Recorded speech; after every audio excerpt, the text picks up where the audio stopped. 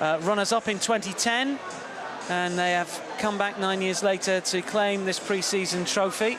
And I think their second-half performance would certainly dictate that they have every right to claim that they deserved it. Arsenal were much better in the first 45 minutes, there's no doubt about that. The changes, a lot of youngsters came on for the Gunners, and it was a little staccato from the 46th minute onwards, and Lyon took advantage of that. There will be questions raised about Arsenal's defending for both of the goals. We thought potentially that the winning goal from Moussa Dembélé may well have been offside as he raced through, but it was a definitive finish.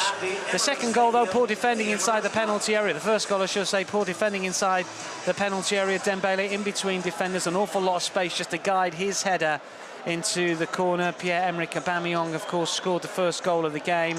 The top goal scorer for Arsenal last season, the joint Golden Boot winner for last season, with a cushioned, well-directed volley after good work from Henrik Mkhitaryan on the right-hand side. Alex Lacazette limped off very early on. It didn't look too serious. Whatever the problem was, we think it was more precaution. Obviously, we'll have all of the fallout from that for you. If we can't get it in the Arsenal Nation live show, it will be on our website in the next half an hour or an hour or so when we get to Quiz Unai Emery about the first 90-minute defeat of pre-season. The ante was upped a little bit with a Ligue 1 side, and their senior stars in the second half made it an Emirates Cup win for the French outfit. I'm going to say goodbye for now. I'll see you in a couple of weeks at Newcastle, but more Arsenal Nation live chat as we hand you back to the boys in the studio. Full time here is finished at Arsenal 1, Lyon 2.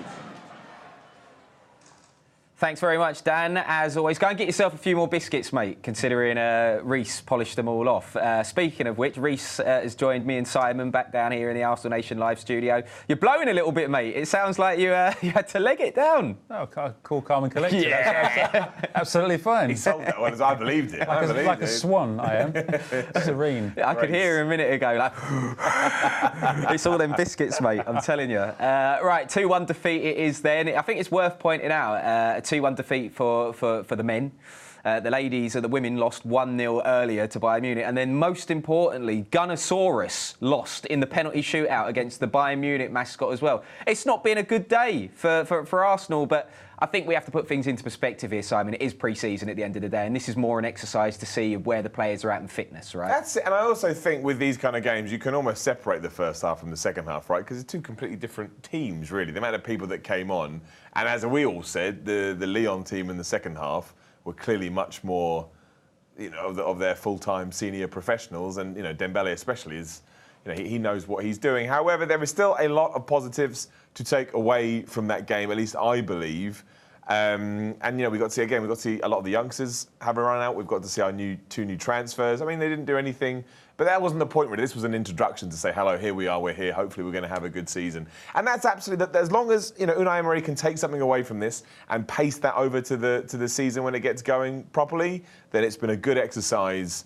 And, you know, we can only benefit from it. So, yeah, you know, it does kind of suck because we looked so good in the first half and kind of got unstuck a little bit in the second with the changes. But, again, there's still stuff to take away. Yeah, a few people on social media talking about the high line that Arsenal have been playing. Alex here saying they played such a high line and just let him run in behind so easy.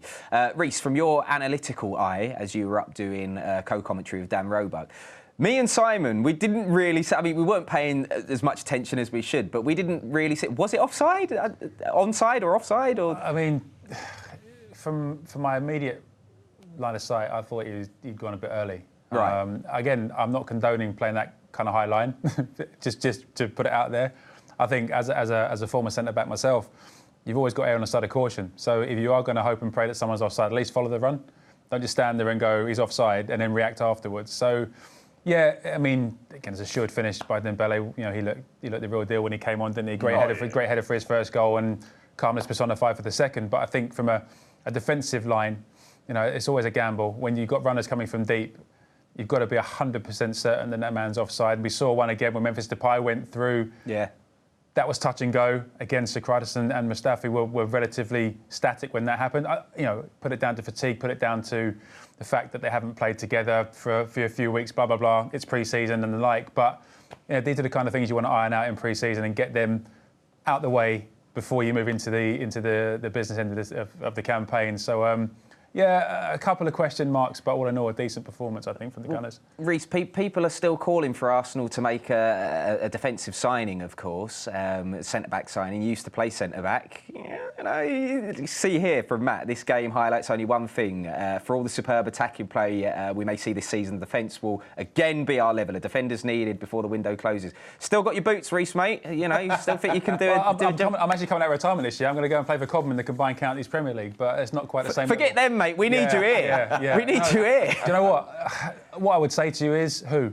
You know, this is where we have to be realistic about it. I mean, I think one of the most important factors for a campaign is having harmony behind the scenes and in the dressing room. And you can't go out and just bring someone in. You know, you've got to fit into the club ethos, and then you've got to be a part of everything that goes on around the place. And if they haven't identified somebody now that can come in and make a significant contribution both on and off the field, then we'll have to make do. I think attacking-wise, we've got an abundance of talent.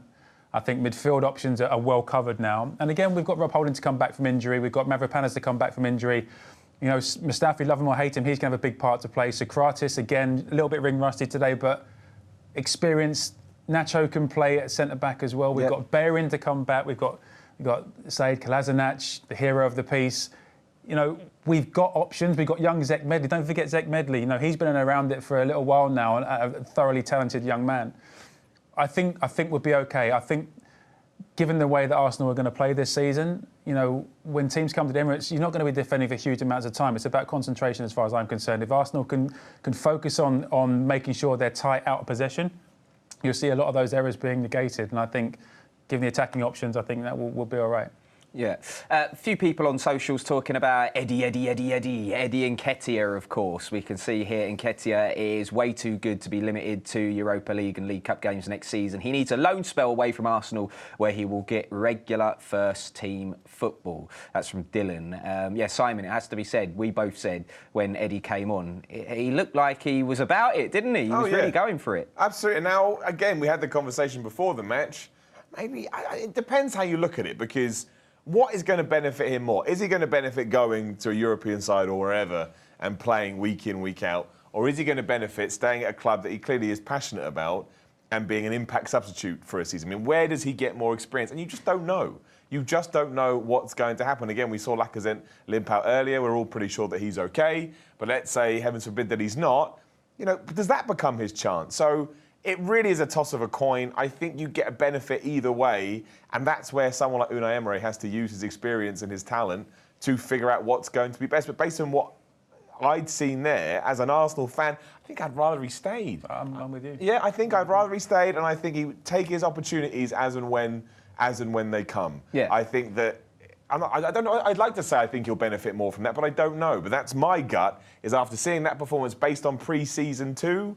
I don't think he needs to go anywhere. I just think he needs to stay here and fight for his chances, which he will get, because they always come up. And speaking of chances, he did have quite a few chances in the game.